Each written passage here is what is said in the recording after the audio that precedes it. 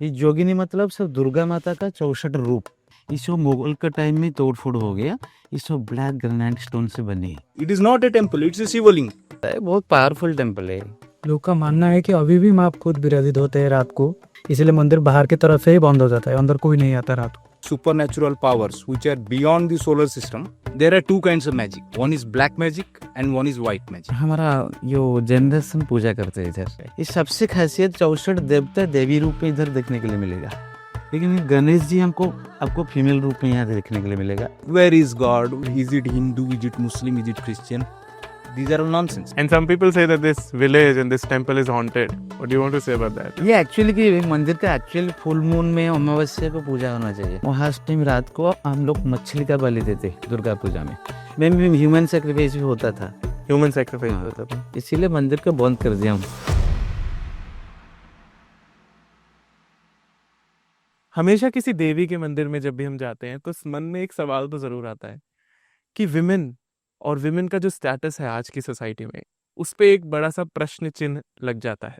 ऐसा ही एक मंदिर है और बहुत ही यूनिक और पावरफुल मंदिर है, the 64 Yogini temple here in Odisha. It's in a very small village और यहाँ आकर आपको विमेन देवियाँ 64 रूप में देखने को मिलती है।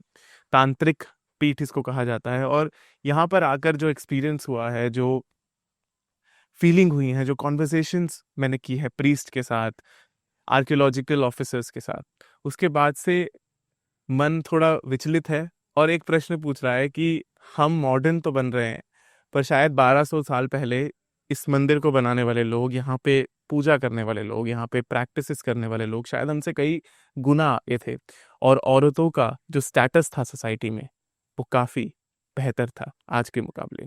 You know, we always say women shouldn't sit like this, shouldn't walk like this, should dress in a certain way, and all these carvings on this temple, these beautiful carvings, वो सब कुछ, वो सारे टैबूज को break करते हैं।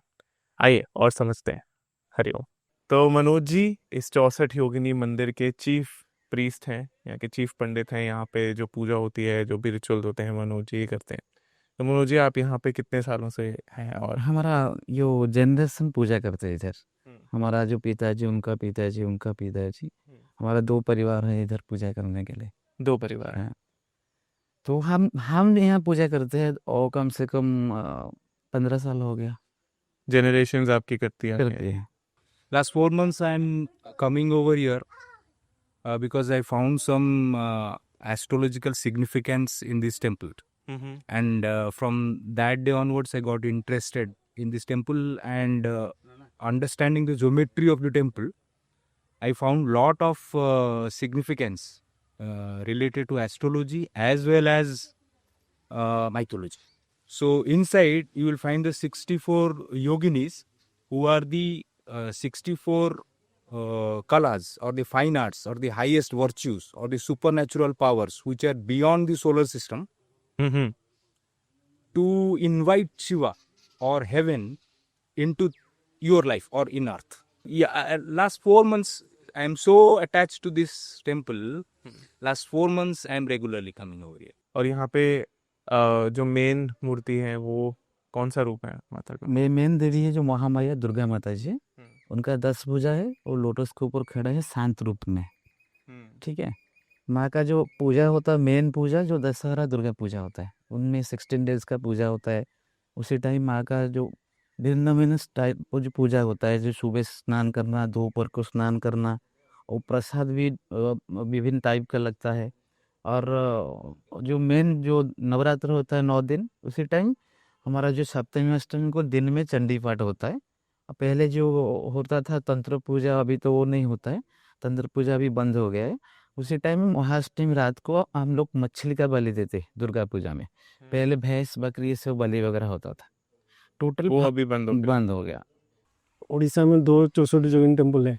एक बलांगीर में है, रानीपुर झरियाल में, और एक भुवनेश्वर में, हीरापुर में है जी। ओडिशा में ही 2 है। ओडिशा में 2 है। और ये 2 कितना पुराना टेम्पल? ये 9th सेंचुरी का टेम्पल है। ये हीरापुर वाला 64 योगिनी temple 9th century 9th century यानी भौमो पीरियड, भौमो 1000 साल हो गए। 1200 साल हो गया। 1200 साल 1200 साल पुराना। टेम्पल है। अगर हम बात करें तो ये 64 योगिनी टेम्पल के बारे में, ये भौमोकरो पीरियड में है। और भौमोकरो हिस्ट्री और भौमोकरो आपका हमारा देखे तो उधर एक वुमेन पावर का एक एम्पावरमेंट हुआ था 9th सेंचुरी में।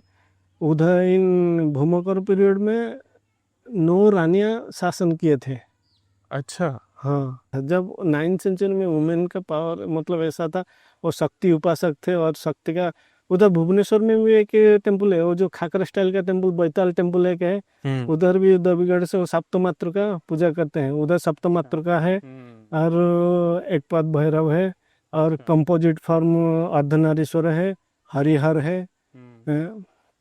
लेकिन ये एक अननोन प्लेस में आकर ऐसे मेनली तांत्रिक वर्शिप के लिए ये डेजिग्नेटेड है।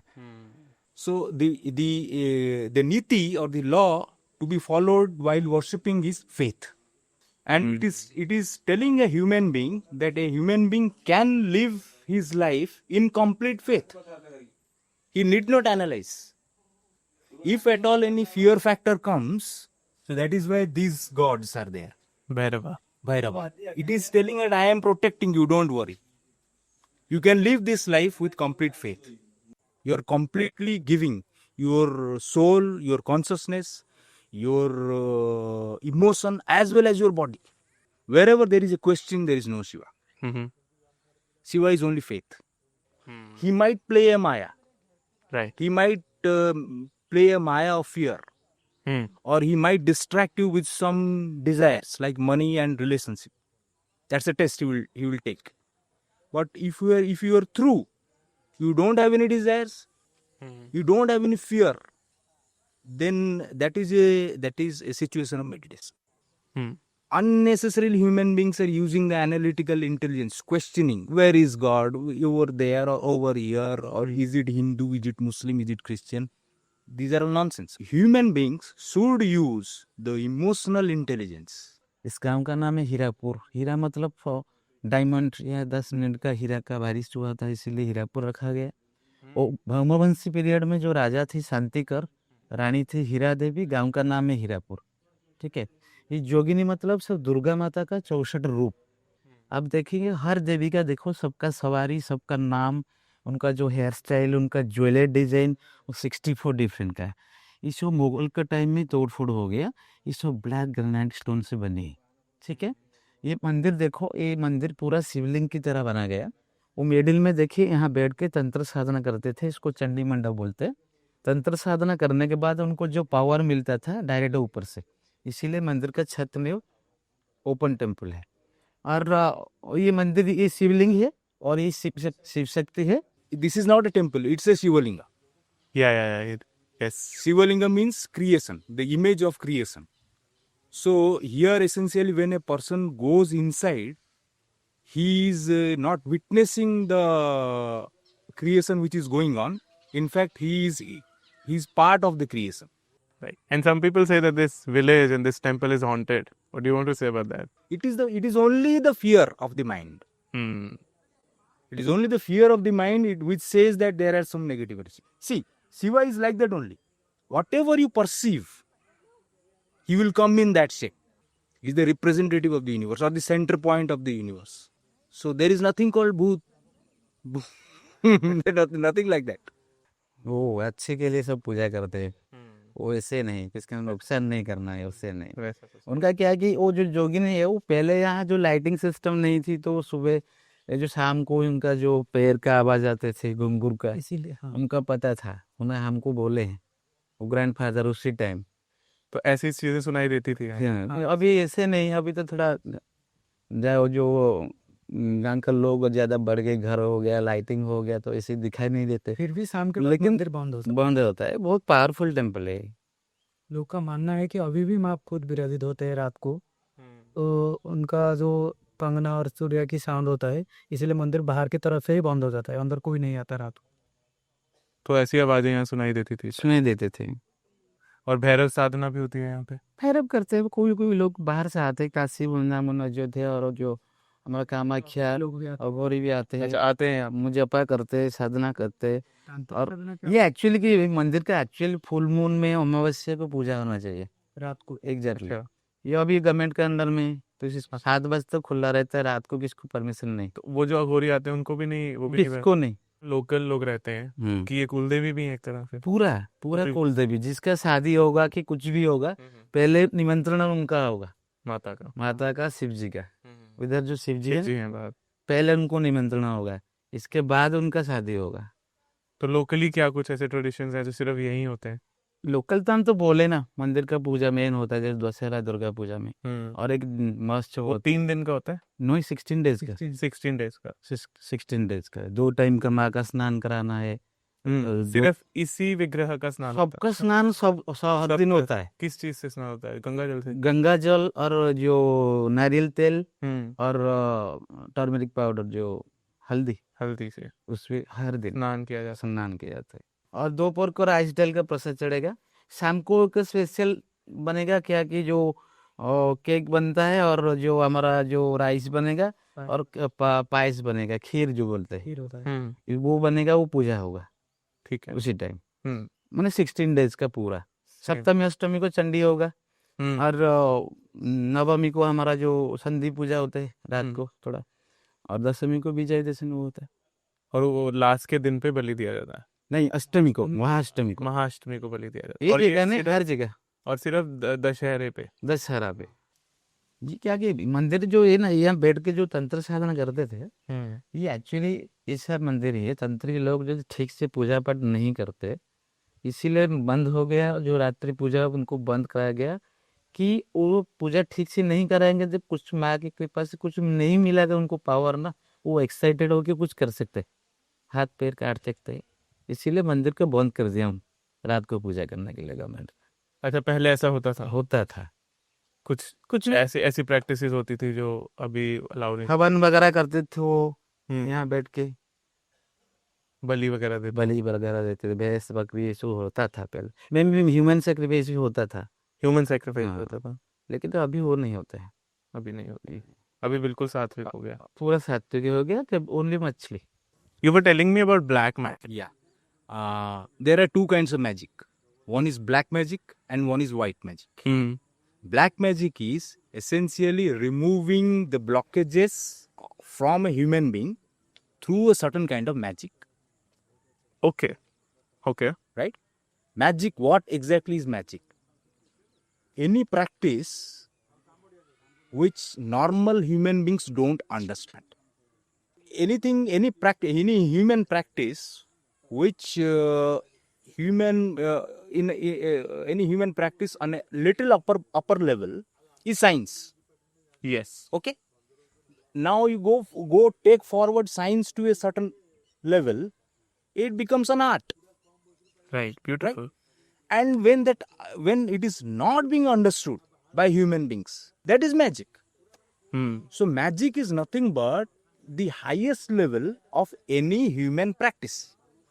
So black magic is removing any kind of negative energy or blockages from any human being. That is black magic. Okay? And white magic is energizing. Black magic is cleansing. White magic is energizing. 2 days back, I saw a light. Here Yeah. In the temple? Yeah. I came here and I was in certain kind of confusion that what exactly God is wanting from me.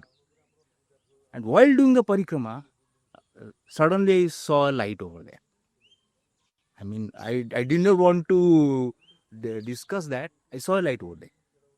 It might be an illusion, but the faith is telling that it is it is there. Like if somebody is doing a worship in absolute faith, he will come to life. He will come to that person's life. The 64 Yogini temple. ये मंदिर आपसे प्रश्न करता है कि आपने ये जो रूल्स, रिचुअल्स, ये परंपराएं बनाई हैं, शायद 1200 साल पहले हिंदू धर्म, सनातन धर्म का पर्सपेक्टिव शायद बहुत अलग था। हर रिचुअल, हर परंपराओं को चैलेंज करता है ये मंदिर, और यहाँ की गई साधना और उसका experience will always stay with me. Just sitting in this temple, looking at these yoginis has shifted my perspective so much. These conversations, the experience has changed something very deep in me.